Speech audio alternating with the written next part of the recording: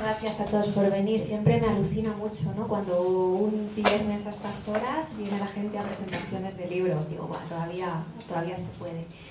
En este caso, repaso a la España del último siglo, de José María Barbado, que está aquí. Él es el autor. Yo soy Cristina, de la editorial Cuatro Hojas, de Mérida. Y este libro lo sacamos en el 2021, hace ahora 3 años va a hacer, ¿no? En el 2021, conmemorando los 100 años del desastre de Anual, que es el punto de partida donde arranca este libro que repasa nuestra historia reciente. Lo hace José María desde un punto de vista personal, pero a mi modo de ver muy equidistante, muy fácil para llegar al lector y muy enfocado a que lo que ha pasado hasta ahora es lo que nos ha traído hasta aquí, de aquellos polvos, estos lodos, como dice él. Y bueno, el libro tuvo más o menos éxito, pero ahora que han pasado unos años y que han pasado unos años muy intensos, teníamos la necesidad de hacer una nueva edición que contara todas las novedades, y de hecho la ampliación ha sido considerable en esta nueva edición. Yo creo que la ha contado de manera muy realista, pero bueno, a ver qué opináis vosotros cuando lo escuchéis. Muchas gracias por estar aquí.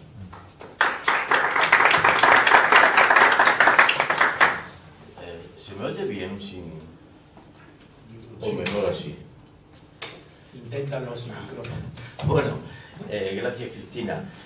Muchas gracias a todos por venir. Bueno, por cierto, hoy es 23F. Hay que recordarlo, aunque yo, a mi juicio, creo que ese acontecimiento no fue tan importante ni tan decisivo en la historia de España.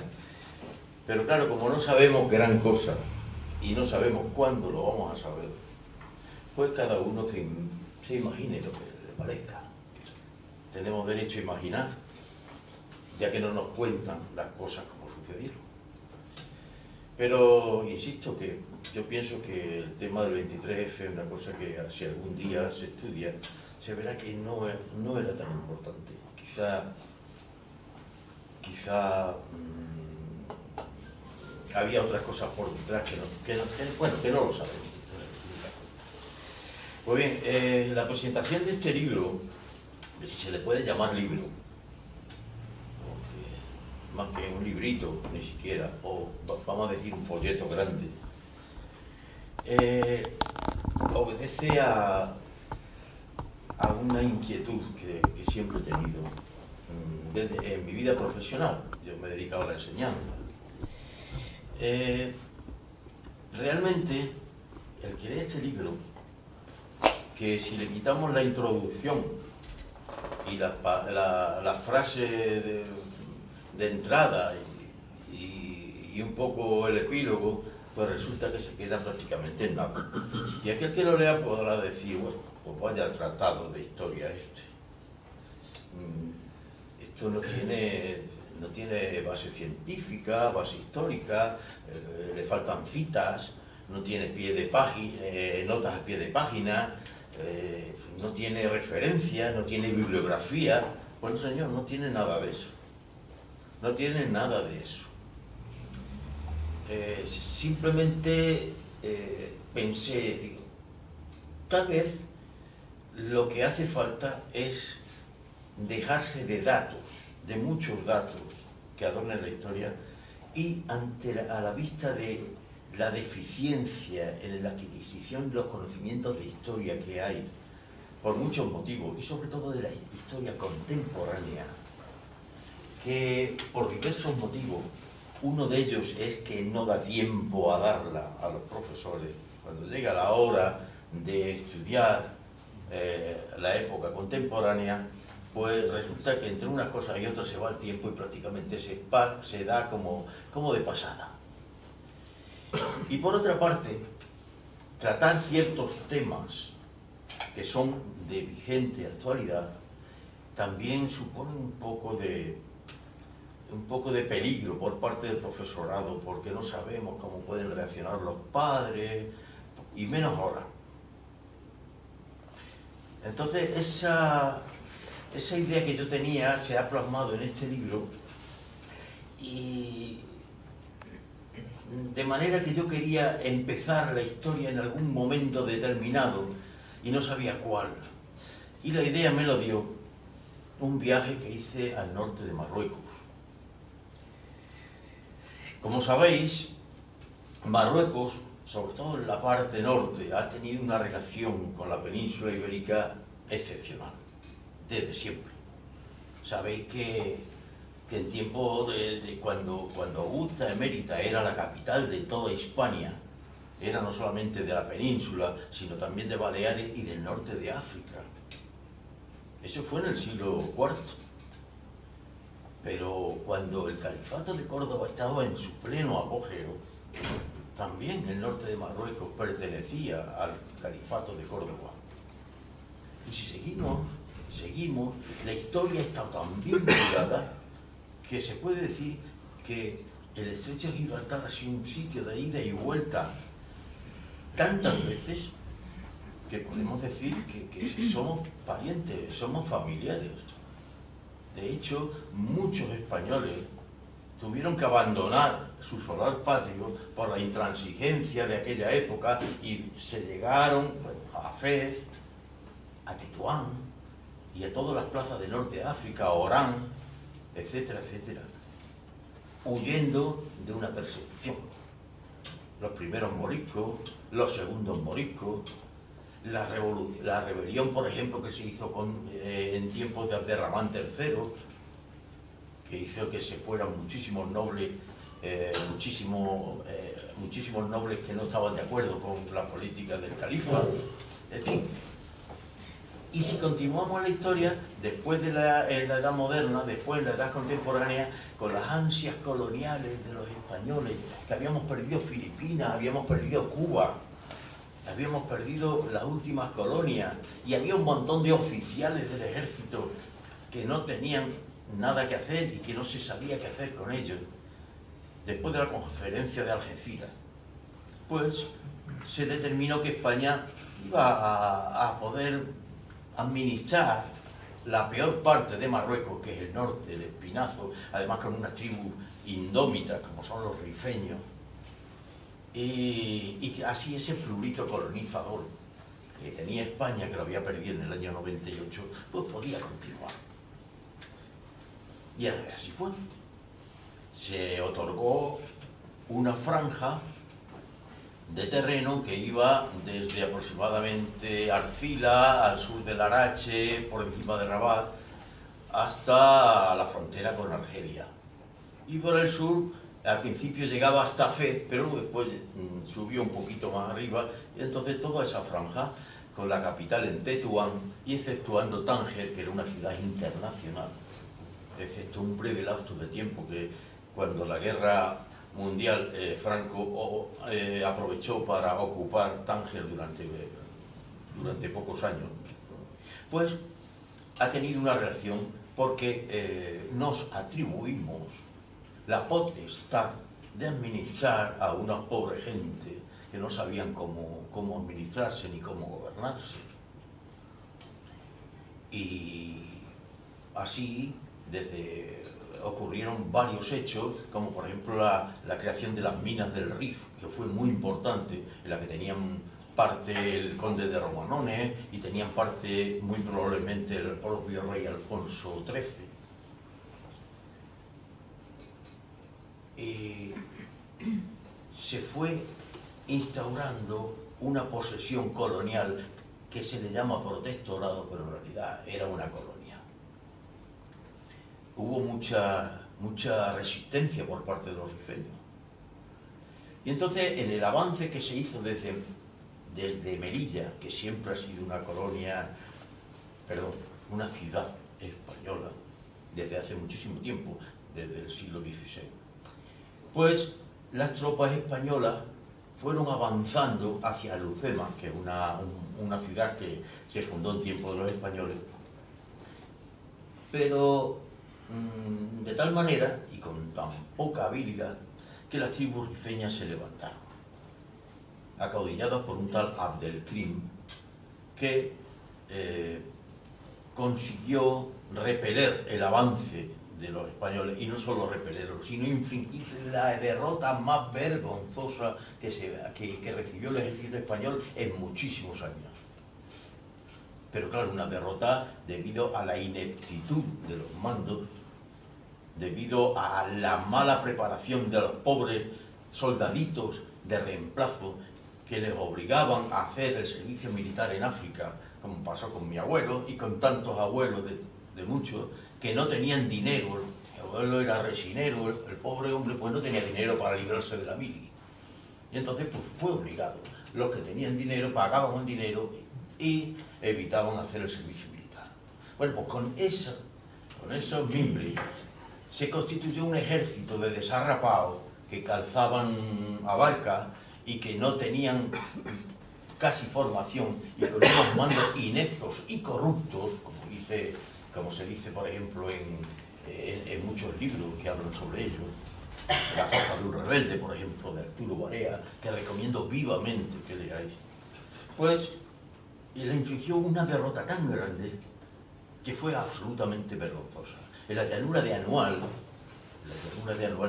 se produjo un choque que en realidad no fue choque, fue una retirada vergonzosa de las tropas, y que fueron tiroteadas sin piedad por las arcas rifeñas.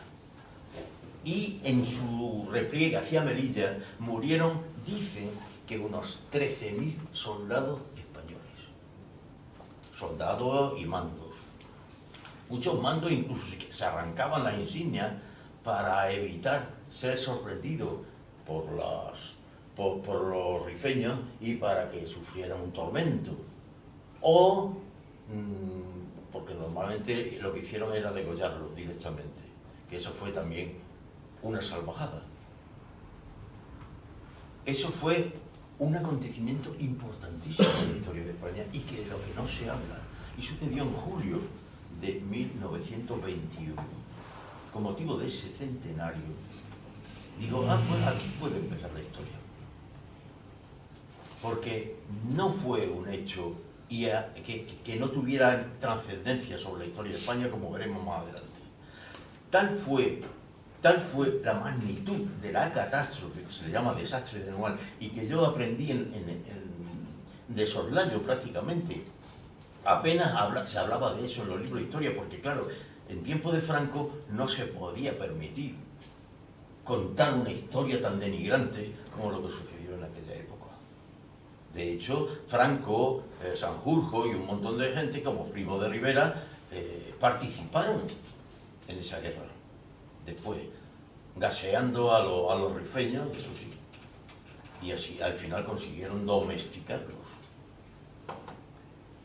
Hubo un montón de prisioneros que se tuvo que pagar en aquella época 4 millones de pesetas de aquella época por rescatarlos. Que dicen que el rey Alfonso XIII comentó, qué cara está la carne de gallina. Pues bien, estos acontecimientos no se quedaron ahí. Hubo tal revuelo y tales exigencias de responsabilidades por parte de los partidos políticos y de las asociaciones en general, que el Congreso de Diputados abrió una investigación y encomendó al general Picasso, tío de Pablo Ruiz Picasso, del pintor, que hiciera un informe. El informe es inmenso, es enorme y detallado y realmente imparcial. Pero ese informe no llegó a ver la luz, porque el general Primo de Rivera, temiendo que salpicara a la primera autoridad del Estado español, que es el rey Alfonso XIII, uno de los motivos, dio un golpe de Estado y en septiembre de 1923 estableció una dictadura. Por lo tanto, el informe Picasso, que pueden ustedes ver si teclean en internet y descargarlos entero, pero claro, un tocho así, no llegó a ver la luz. Pero el malestar seguía ahí. Poco después cayeron distintos gobiernos y el gobierno de un tal Aznar, pariente de un presidente del gobierno que hemos tenido, no tuvo más remedio que convocar elecciones dada la presión popular que había. Y todo esto debido al desastre. convocó elecciones un 12 de abril de 1931, y el resultado de esas elecciones, a los 2 días, hizo que el rey, abandonado hasta de los propios monárquicos, se exiliara y dio comienzo a la República. Por lo tanto, este hecho, junto con otros, por supuesto, no exclusivamente, fue determinante en la historia de España. Digo, pues es el momento. Habría que intentar recordar estos hechos y empezar ahí. Y sobre todo a los más jóvenes, a la gente que ahora mismo está estudiando nuestra historia y que de paso, es decir, como quien no quiera la cosa, se le dan 4 nociones y al final no se entera. Porque si preguntamos por ahí, ¿qué fue el desastre de Anual? Poca gente sabía contestarlo. A partir de ahí he ido hilando cada uno de los episodios que integran el libro, muy breves, con los datos indispensables para que se pueda contemplar el devenir histórico sin perderse en datos ni en citas. Y claro, cualquiera podrá decir, esto es un trabajillo de poca monta. Y tiene razón, es un trabajillo de poca monta. Y el que quiera saber más, que se lea los 800 páginas de Paul Preston sobre un pueblo tradicional, como se llama. Y ahí tendrá toda clase de datos y justificaciones y notas al margen y notas a pie de página y bibliografía, todo. Pero os anticipo, las conclusiones a las que llega Paul Preston y a que llega este libro son las mismas. La diferencia es que esto está pensado para la gente que o no tiene ganas de leer o no tiene tiempo para leer, que también puede ser. Y sobre todo para las generaciones de las personas que se están formando hoy en día, aunque todos nos formamos continuamente, para que llegue al mayor público posible. Y de hecho, el libro no está en venta, en realidad está para su descarga gratuita. Y felizmente los institutos de España, 4.000 han descargado el libro y se espera que a final de curso sean los propios alumnos, los profesores, insten a los alumnos a que lo descarguen para que lo lean y se comente. Para mí eso es una satisfacción. Tan solo se han impreso algunos ejemplares que se ponen a disposición de quien lo quiera comprar para ayudar a los gastos. Entonces, ya no tengo más que decir, porque si digo algo más, mejor lo leo y tardo menos, porque es muy breve. Hay una presentación en la que justifico por qué he escrito esto. Y después, pues hablo del final del reinado de Alfonso XIII. Hablo de cómo llegó la República, hablo de los motivos que hicieron que la República no pudiera conseguir los objetivos que se había planteado, entre ellos objetivos, circunstancias externas, como son la existencia de estados totalitarios, y que la Iglesia, el clero, la burguesía, la nobleza y el ejército estaban todavía muy fuertes. De hecho, la principal reforma que habría que haber abordado en aquellos años es una reforma de muchos años que no se ve hasta que pasan muchos años, que es la reforma educativa. Y empezó bien, pero no lo dejaron terminar. Porque la reforma agraria que intentó hacer la República no llegó, se convirtió en papel mojado. ¿Por qué? Porque la resistencia, la oposición de los que eran todavía las fuerzas vivas de España no llegaron a permitirlo. Y a todo esto pues, se produjo pues, un movimiento liberador de la anarquía republicana. Y como el golpe no llegó a triunfar, pues, os estoy contando una cosa que vosotros lo sabéis todo. Por lo tanto, no continúo. no llegó a triunfar, pues se produjo una guerra en la que hubo muchos muertos, sí, cierto, por parte de uno y por parte de otro, absolutamente cierto. La diferencia es que los que le hicieron mal, por un lado, lo pagaron, bien pagado, mientras que hay otros que lo hicieron mal por el otro lado y no lo han pagado, y hasta son reconocidos por ello.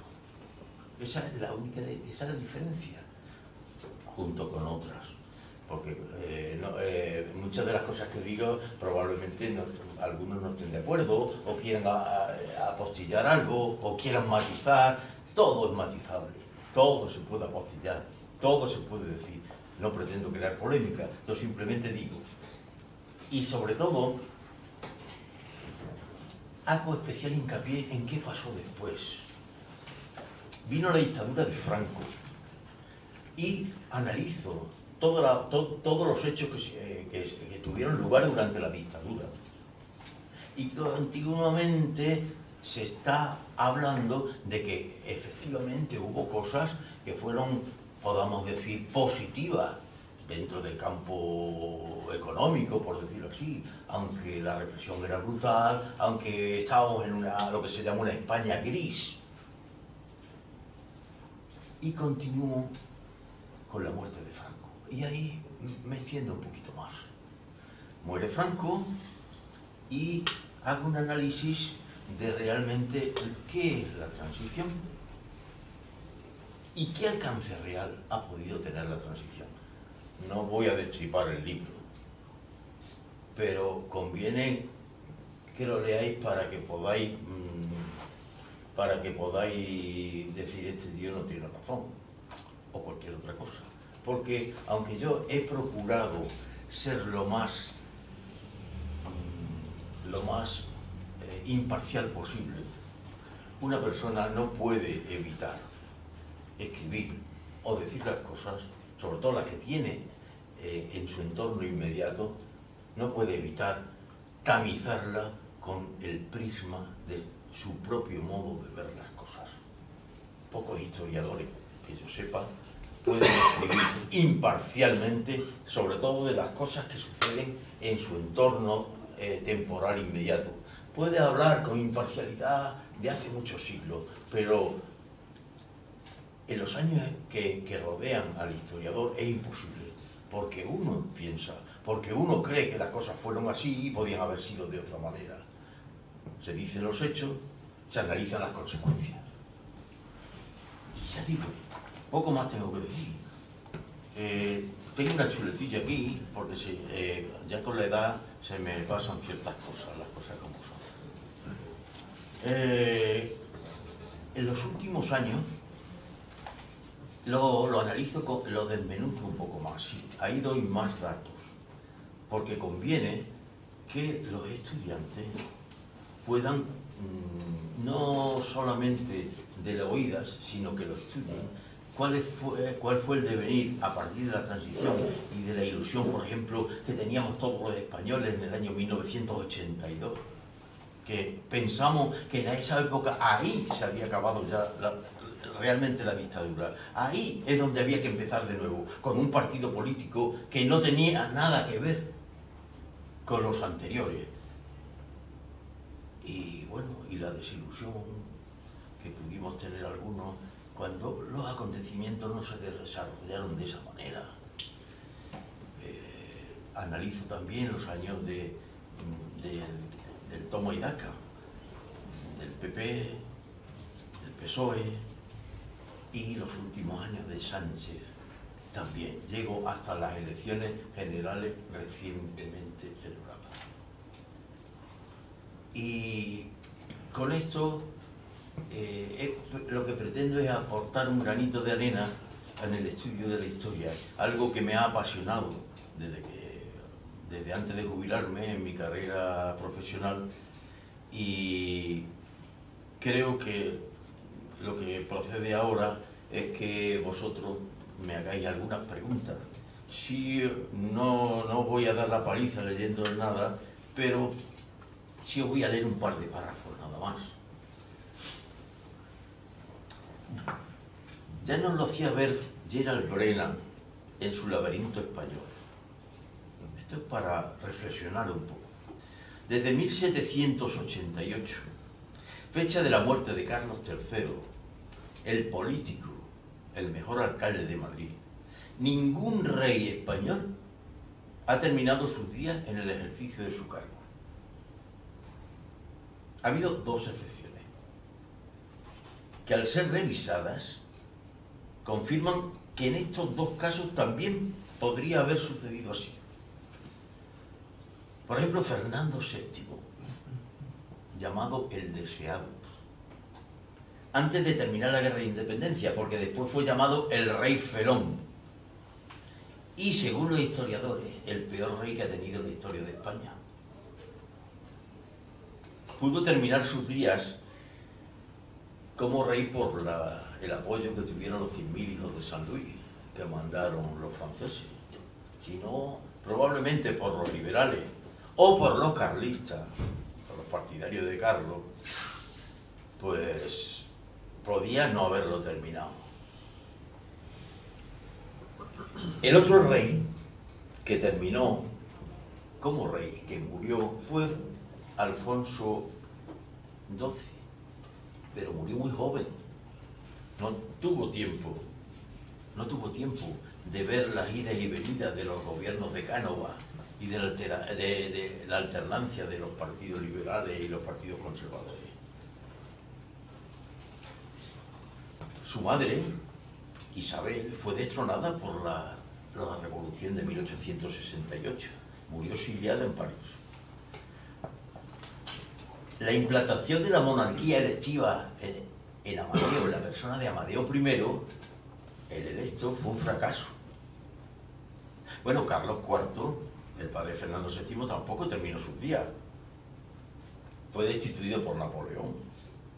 Y en su lugar puso a su hermano Pepe, José, que le llamaban Pepe Botella, José I, que tampoco, en cuanto los franceses abandonaron el suelo francés, tampoco terminó sus días. Tampoco terminó sus días como rey Alfonso XIII. Y tampoco terminó sus días su nieto, Juan Carlos I. Y hago una pregunta. ¿Terminará Felipe VI sus días como rey de España? En un artículo, el referéndum sobre la República Catalana conduirá a la Tercera República. El republicano catalán Joan Tardà nos presenta la similitud entre la proclamación de la República Catalana de Macià y el advenimiento de la Segunda República, con el movimiento independentista actual protagonizado por algunas fuerzas políticas con el apoyo de una gran parte de los ciudadanos como premonitorio de la Tercera República. Eso es lo que dice Joan Tardà. No es lo que opino yo,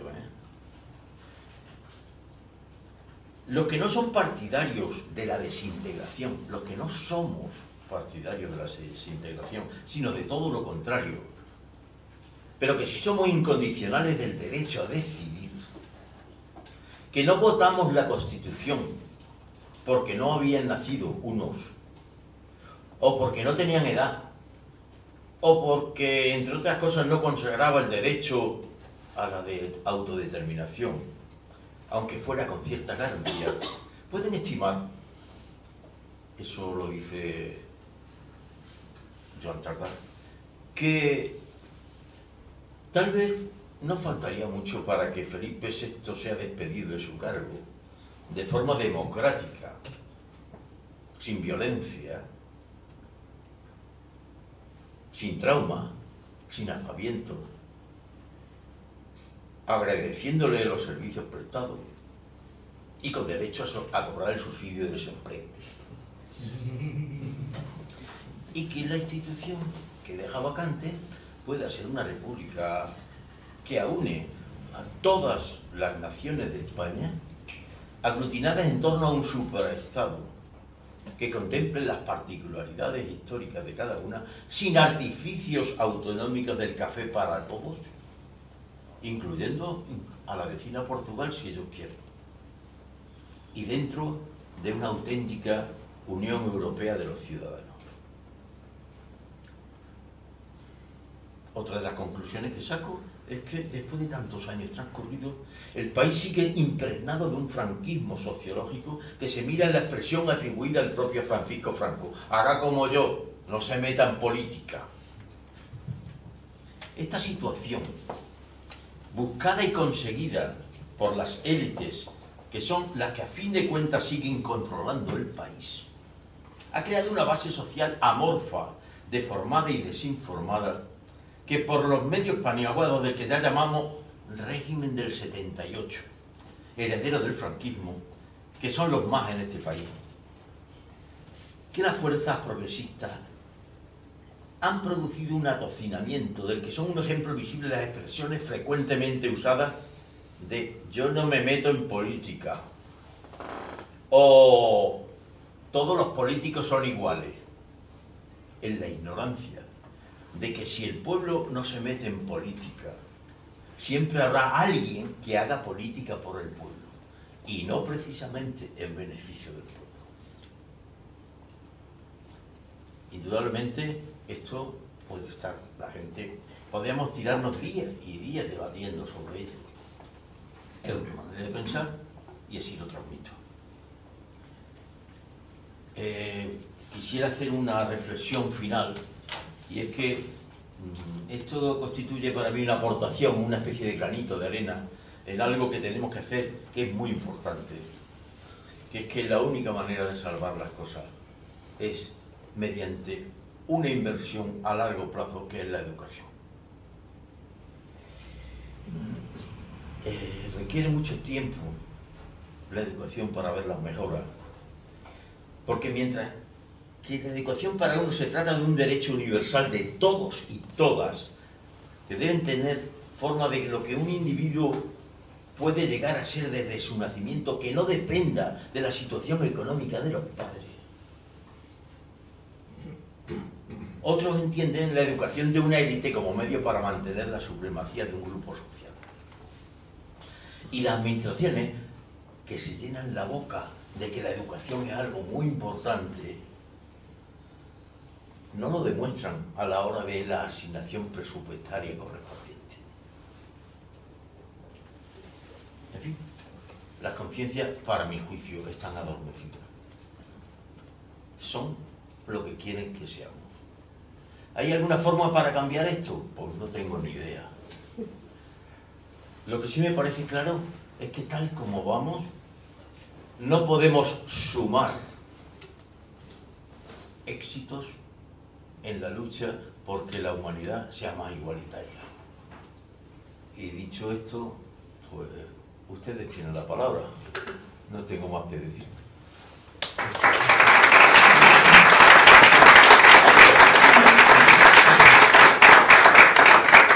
Luego al final, si les parece, pueden tomar una cervecita, que gracias por venir, agradecido por su visita, tengo el gusto de invitarles. Y así damos un poco de vidilla a la regadera. Oye, te quería preguntar, ¿tú crees, como has arrancado con lo del norte de África, entiendo que tú crees fundacional en la historia contemporánea más reciente de España el desastre de África? Es decir, el fin de las colonias en Marruecos. Perdón, es que no he entendido bien la pregunta. Sí, que, o no la he oído bien. Que si tú consideras fundacional sí, en la historia contemporánea reciente de España el hecho del fin de la colonia de Marruecos. Que si es fundamental. Sí, es fundamental, sí, es fundacional. A ver, yo sí lo considero, pero me sorprendes porque es una cosa que tampoco la gente le da mucha vuelta. Efectivamente, bueno, el protectorado marroquí no tuvo tanta importancia. Bueno, fue una colonia más y en el año 56, después que Francia, pues hubo que abandonar. Se le dio a Mohamed V, se le dio el reino alauita y nada, pues se formó el reino de Marruecos, que se consideraba que ya estaba lo suficientemente maduro como para poder regir por sí mismo. Pero lo importante no fue, después de la pacificación, el famoso desembarco de Alhucemas, que destrozaron a los rifeños. Todo eso ya fue un periodo pacífico, un periodo de colonización en la que, claro, la raza superior eran los españoles, pero la importancia de los hechos, desde 1911, por ejemplo, la Semana Trágica de Barcelona, eso fue fundamental para remover las conciencias. Todos esos hechos, el desastre del Barranco del Lobo, que fue por defender las minas del Rif, que murieron un montón de soldaditos más. Y todos estos hechos fueron determinantes, esa es mi opinión, fueron determinantes en la historia de España. Que la República no hubiera venido sin... no lo sé, pero que uno de los factores importantísimos del descontento que había en el país por todo esto, es que son que 13.000 soldaditos, eso no es cualquier cosa, es una pérdida enorme la que sufrió España, y cómo se desangró España y las clases más populares españolas. Claro, los partidos republicanos aprovecharon la circunstancia para poder remover el asunto y gracias a eso se proclamó la República. Yo creo que fue muy importante. Hubo otras circunstancias, por supuesto, pero creo que una de las más importantes.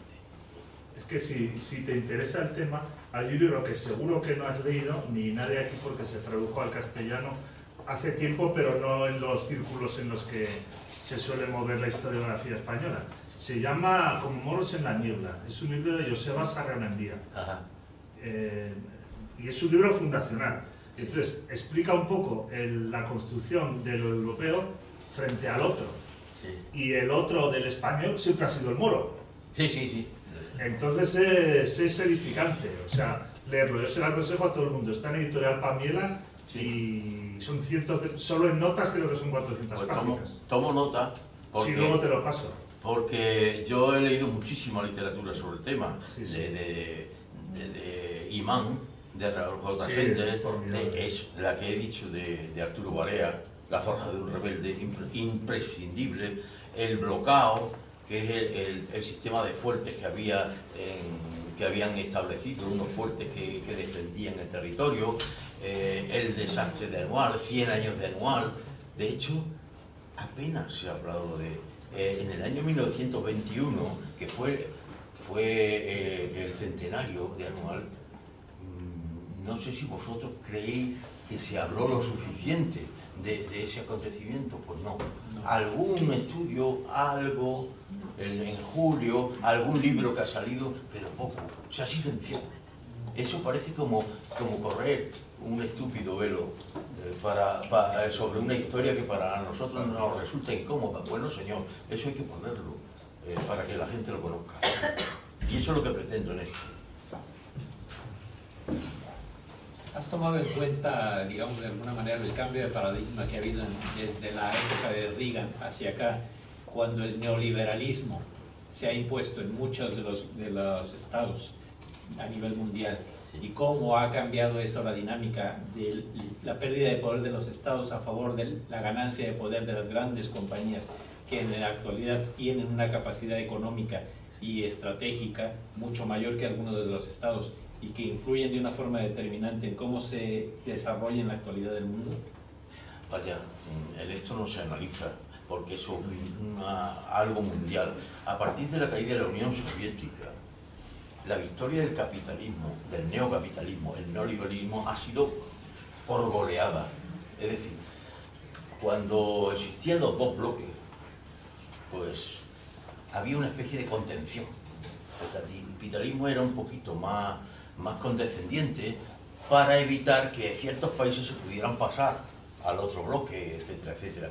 Una vez que cayó la Unión Soviética, ancha es Castilla, como dice el refrán, el capitalismo retornó y ganó por goleada. Es decir, estamos en plena época de un neoliberalismo y todo eso lógicamente afecta a España, como es lógico, las grandes multinacionales. Pero claro, no me detengo a analizar esto, porque eso sería objeto de un estudio distinto, porque indudablemente lo que sí que quiero que piense si la democracia española realmente es una democracia con todas las de la ley, o hay algo que chirría. ¿Qué es una democracia? Para que sea una real democracia, ¿qué se necesita? Todo esto lo analizo. Porque si por democracia entendemos que es ir a votar cada 4 años, estamos en un completo error. Y todas estas cosas pues, son las que se desmenuzan. ¿Para qué? Para que, no sé, los estudiantes se den cuenta de que las cosas no son como nos las pintan, que puedan pensar un poquito y que puedan analizar. Ahora, esto que estamos diciendo es un producto mundial. Indudablemente en este libro no puedo abordar todo.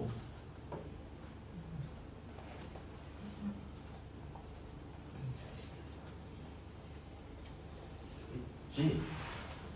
Bueno, como no hemos leído el libro y no has querido, me parece además muy sabiamente, desvelar nada para que nos interesemos más por él. Si queréis lo leo, tardamos media hora. Posiblemente la pregunta que te haga igual no está dentro del espacio que analizas, ¿no? Bueno, ha hablado que terminas con Sánchez. Sí. Ahora hay un ministro que a mí me tiene absolutamente fascinado, que se llama Urtasun, ministro de Cultura, ¿no? Que va a descolonizar los museos. Me parece, bueno, eso sería un tema para debatir amplísimamente, pero un tema apasionante, ¿no? El concepto de descolonizar los museos, supongo que será descolonizar la cultura y colonizar la cultura, digo, situar la cultura en los entornos de tiempo y espacio que corresponden, ¿no? Bien, entonces el tema está muy bien, ¿no? Pero yo me traigo ahora esa actitud a un terreno que nos resulta más próximo, a lo mejor más grosero, que sería descolonizar toda la política y toda la historia de España. En el caso de la economía, por ejemplo, a mí me parece muy bien descolonizar todo, pero sobre todo descolonizar eso que se ha dado en llamar la España vacía, la España pobre, la España ninguneada, la España explotada por la España rica, por la España opulenta. Matizando que en la España rica no todos son ricos, evidentemente, hay mucha gente que también lo está pasando mal, ¿no? Pero digo, pues por ejemplo, descolonizar, que se paguen los impuestos de las empresas que están generando su riqueza aquí, que se paguen en Madrid, Bilbao o Barcelona, ¿no? Descolonizar que son zonas o comunidades como Extremadura, que son excedentarias en energía, en materia prima, en talento, en mano de obra no quizás no sean excedentarias, mano de obra cualificada, todo eso se va fuera sin ningún valor añadido. Compramos productos manufacturados, con lo que significa eso de desequilibrio en la balanza comercial, y encima, pues, por ejemplo, las empresas de energía están pagando los impuestos en esas 3 ciudades que he comentado, ¿no? Bueno, que no sé si esto, digo, que a lo mejor se sale del libro, porque has hablado también un poco del tema de la composición territorial del país, ¿no? Sí. Este es un país muy complicado, un mosaico, sí, donde yo creo que lo mires por donde lo mires, está fraccionado. Sí. Está fraccionado porque nunca se ha cogido al toro por los cuernos, ¿no? Has hablado también de Portugal, sería el ideal, ¿no? Una república ibérica, ¿no? En fin. Pues efectivamente está desfasado el tiempo porque a Urtasun no llega a esto. Pero a ver, se inicia un nuevo diálogo en el que todos podéis intervenir y yo soy uno más que tengo mis ideas y todas esas cosas. Hay un artículo que escribí yo y me lo publicaron en el diario.es que se llama Colonia Extremadura, concretamente. A ver, en mi página web lo tengo, josemariabarbado.com, y ahí lo podéis ver. Y en ella hago ver, a ver qué el devenir histórico de cada una de lo que ahora llamamos autonomía, y que ya, mi idea es que las autonomías se hicieron de una manera artificiosa para intentar paliar el efecto que podía causar el hecho de que Cataluña y el País Vasco se consideraran, tuvieran un estatus especial y el resto de las autonomías no. Había que hablar de una descentralización administrativa o efectivamente basándose en los antecedentes históricos de cada uno de los territorios que conforman España, que todos sabemos perfectamente que la unión de todas las partes que componen España fue una unión dinástica y no una unión real y querida por la base, sino sencillamente que fueron reinos distintos que durante muchos años estuvieron con sus propias leyes y su propio idioma, etcétera, etcétera, simplemente con la cabeza única, que es por un matrimonio. Y eso fue hasta hace relativamente poco tiempo. Claro, ese devenir histórico de las distintas regiones ha producido que algunas zonas que siempre han estado colonizadas antes por los nobles que obtenían beneficios de los reyes y pasaban a gobernar extensos territorios de los recién conquistados los musulmanes, pues todo eso es lo que ha propiciado que hoy en día no exista, por ejemplo, en Extremadura una conciencia social lo suficientemente amplia como para poder decir a los propios gobernantes: por aquí no van las cosas, y poder afeárselo. ¿Por qué? Pues porque en Extremadura no estamos acostumbrados a eso, y eso ahí no lo dan todas. Pero claro, esto es un debate nuevo, podríamos hablar muchísimo tiempo y seguramente incluso podríamos discrepar, por supuesto. Sí, yo no estoy de acuerdo con lo que acaba de decir, que ahí no las ven todas. Yo creo que aquí hay mucha gente que no se conforma con nada. Mucha gente. Lo que pasa es que no se visibiliza, porque la prensa que tenemos es una prensa cautiva o por las grandes empresas, por las grandes eléctricas o por la política.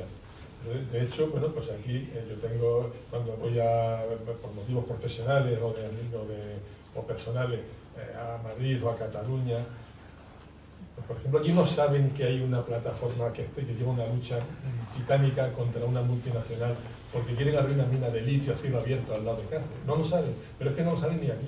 ¿Por qué? Porque a la prensa no le interesa, o sea, posiblemente a los profesionales les apetecerá hablar de eso, pero a las empresas que regentan esa prensa no dicen nada, ¿no? Entonces, quiero decir que sí que hay un movimiento. El problema pasa porque aquí tenemos una serie de partidos que son franquicias de unas matrices nacionales. Y esas matrices, y además, dada la evolución de la política internacional y de la economía, ya la economía está por encima de la política. Y la economía nos rinde cuentas como teóricamente debería rendir una política con la existencia de la división de poderes, ¿no? Entonces, a partir de ahí lo llevamos mal. Es decir, aquí tenemos una franquicia, que son la voz de su amo. Y por otra parte, los movimientos que hay reivindicativos nos cuesta muchísimo trabajo el hacernos oír, ¿no? Estoy totalmente de acuerdo, pero vamos, yo aquí me erijo en moderador de esto. Ustedes lo han oído, ¿no? Quiera opinar, pues opina.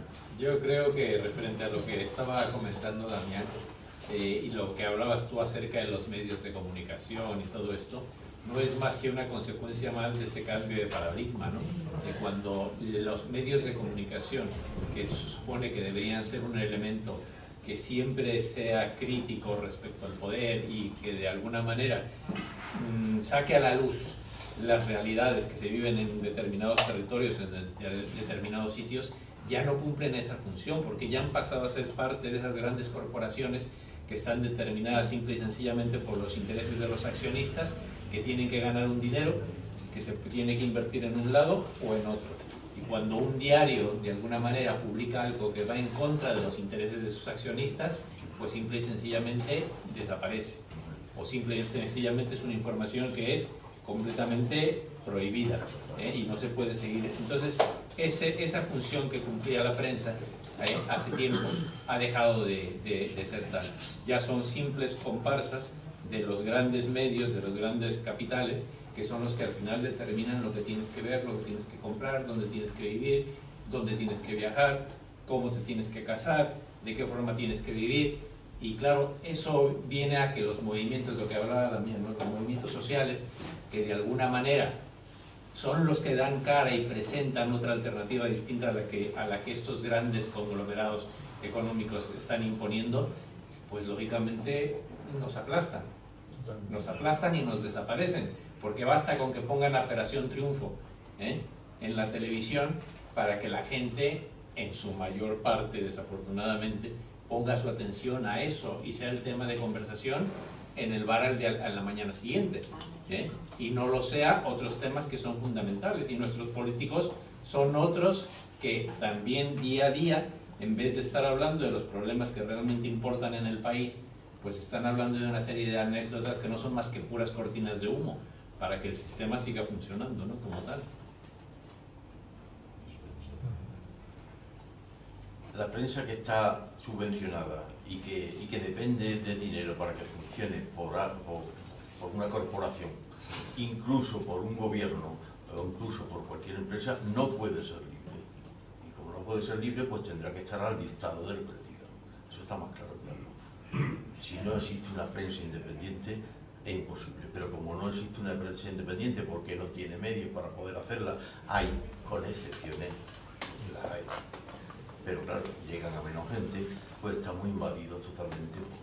Es que todo lo que recibimos, ya no solamente por la prensa, sino por todas estas cosas que tenemos en internet, de las redes sociales y todo esto nos está machacando el cerebro de una manera que ya nos cuesta mucho trabajo discernir. A muchos les cuesta mucho trabajo discernir qué es lo que realmente merece la pena tener en cuenta y qué es lo que no. Ahora que sí, que a la larga todos sabemos que quien manda en este país no son los ciudadanos, no es el pueblo soberano, indudablemente. Pero en fin, ya digo que esto sería un motivo no, esto no puede recogerse en un librito como este, pero provoca la reflexión. Eso es lo que intento, indudablemente. No he destripado más porque realmente hay cosas que me gustaría que las pudierais leer y las podéis descargar en mi página web. Bueno, se puede comprar por internet en Editorial Cuatro Hojas, ahí hay ejemplares y también lo podéis descargar gratuitamente a través de mi página web. ¿Dónde te pilló el 23F? ¿Perdone? ¿Dónde te pilló el 23F? Pues yo era concejal y estábamos en una reunión y dijeron: parece ser que unos etarras vestidos de guardia civiles han entrado en el Congreso. Eso dijo mi madre también. Hasta eso son capaces de llegar. Bueno, pues suspendimos la reunión. Era una reunión de una comisión permanente del ayuntamiento, en Cabeza del Buey.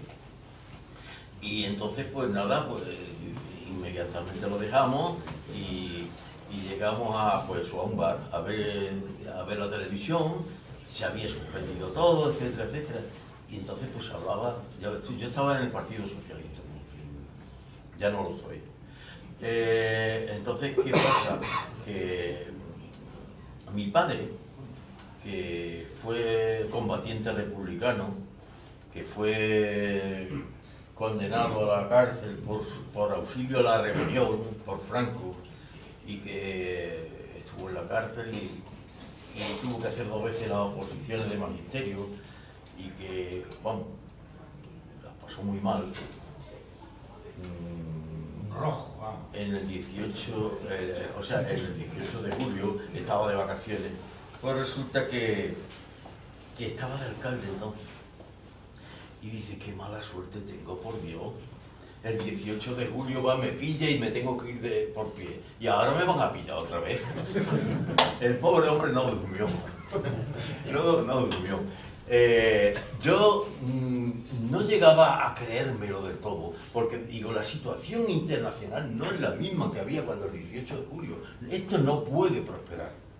Yo estaba convencido de ello, de tal manera que hasta me permití gastarle una broma a un compañero y decirle: oye, que ya han ido la Guardia Civil a por fulanito, así que vete preparando. Y inmediatamente me dirige, porque es que si no, le hubiera dado un ataque por la fondo. Eso es lo que ahí me pilló el 23F.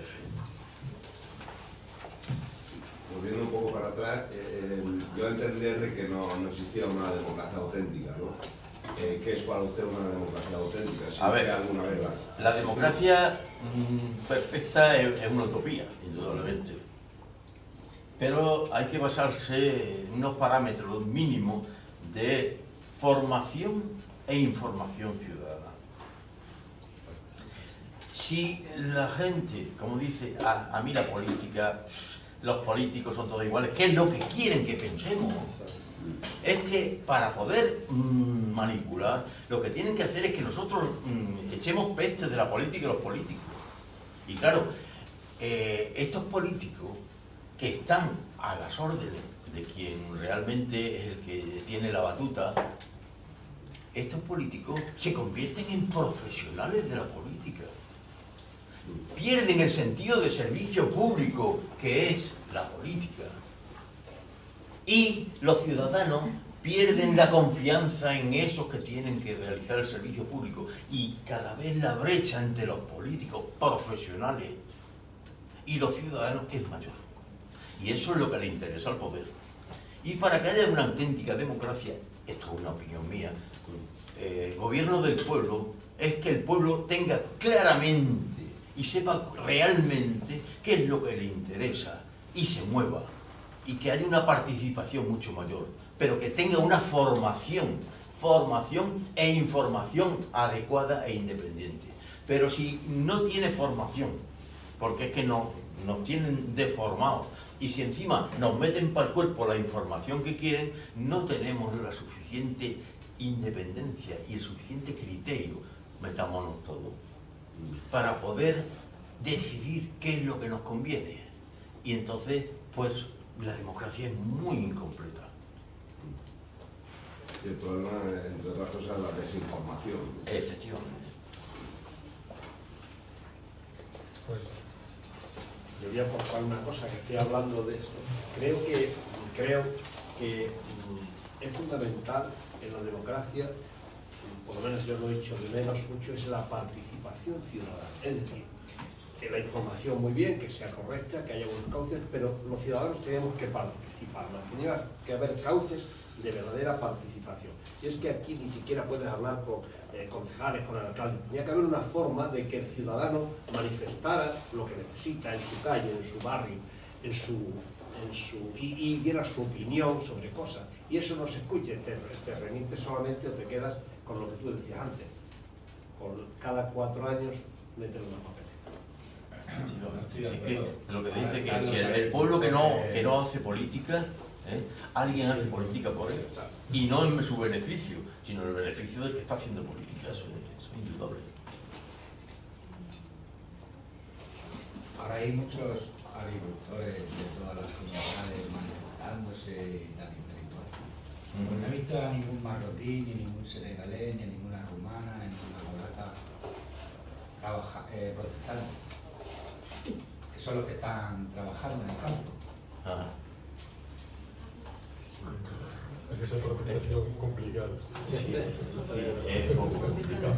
Pero muy entreverada. No, también hay que diferenciar lo que es la protesta, que está muy bien, de lo que es la participación y la cultura democrática. Si tienes una cultura democrática, tienes una participación activa y continuada a lo largo del tiempo. La protesta normalmente llega cuando ya es un momento de saturación, en el que un sector determinado llega un momento en el que ya no puede más y pasa como con los agricultores. Entonces se explota.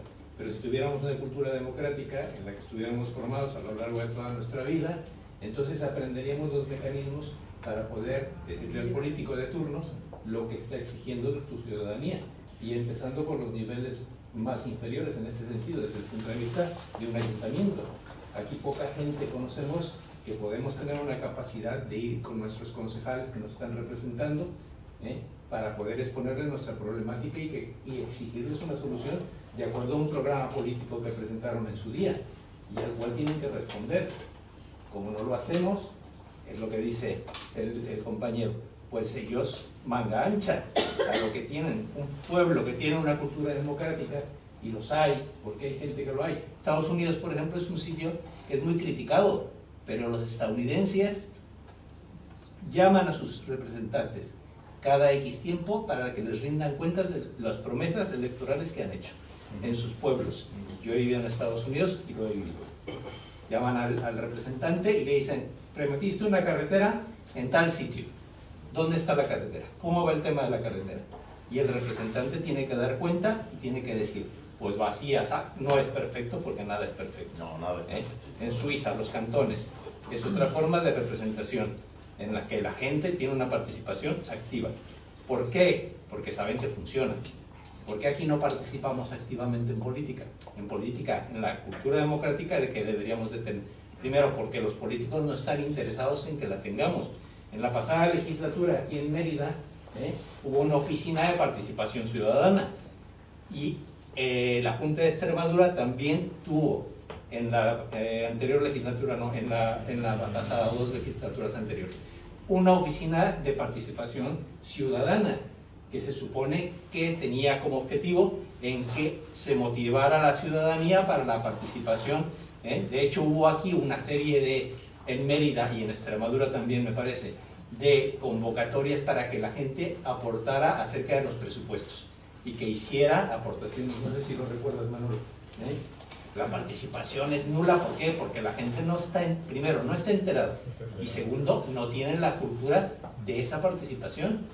Entonces, claro, hay que fomentar una cultura política primero y hacerle saber al ciudadano que tiene el poder de transformar. Si no tiene el ciudadano esa conciencia, pues es imposible que la ejerza. Yo me gustaría hacer una pregunta que me la hago yo, porque a mí me han educado genéticamente en una dictadura.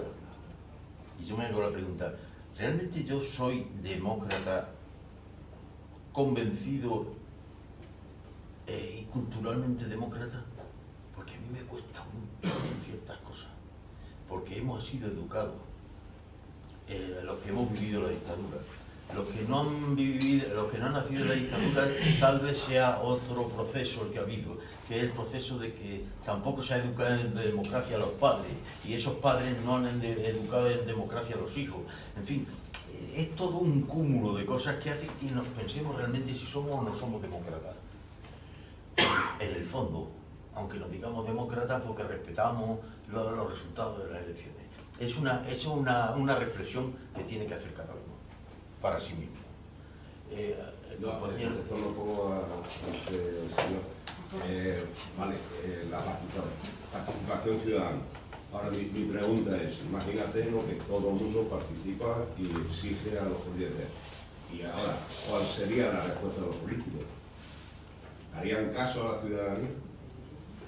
Aunque vieran todos los ciudadanos de Mérida a exigir en primera persona, lo que yo he experimentado cuando he ejercido eso. Una pregunta. Mira, hace un tiempo, cuando fue el plebiscito en Grecia para el tema si se podía intervenir la Troika o no permitía a la ciudadanía que interviniera la Troika en el tema de la economía en Grecia.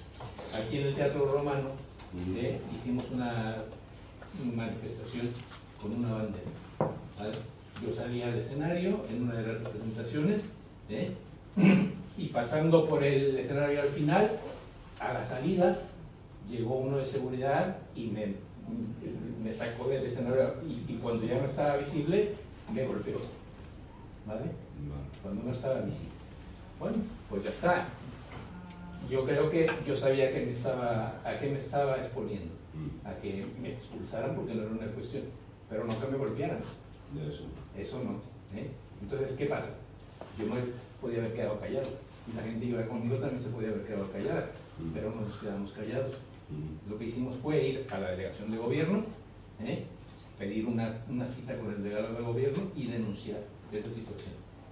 Y decirle que queríamos saber quiénes eran, por qué lo habían hecho y que recibieron lógicamente una amonestación por ese comportamiento. ¿Vale?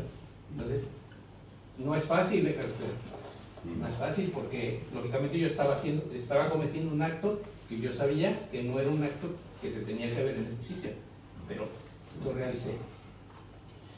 Cuando estuvieron en la televisión también, que irrumpieron en la televisión, gente del movimiento de aquí de Mérida, lo mismo pasó.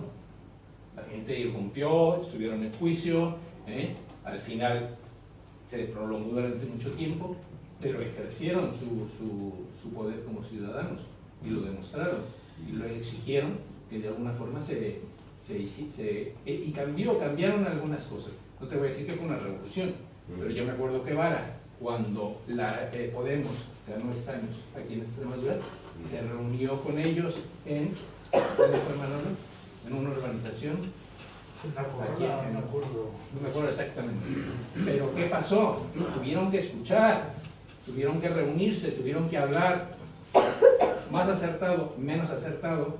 Luego ya la situación puede venir de la forma que sea. Pero si no ejerces nunca eso, pues nunca nada va a cambiar. Claro, hay que ejercerlo.